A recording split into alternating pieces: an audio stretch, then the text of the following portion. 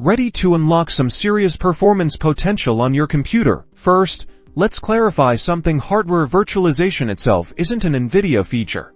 It's a function of your CPU and BIOS, allowing you to run virtual machines and boost performance. To enable it, we'll head into your computer's BIOS or UEFI settings. This is usually done by pressing a specific key, like delete, F2, F12, or ask. During startup, your motherboard manual will tell you the exact key. Refer to your motherboard manual if unsure. Step 1. Reboot your computer. As the computer is starting, pay close attention to the screen. Press the dedicated key. You should see a screen with different options, which look similar to a computer settings menu.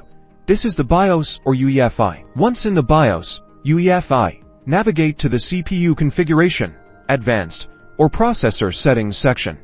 The name varies depending on your motherboard manufacturer. This, again, has to do with the hardware of the system and not directly with Nvidia.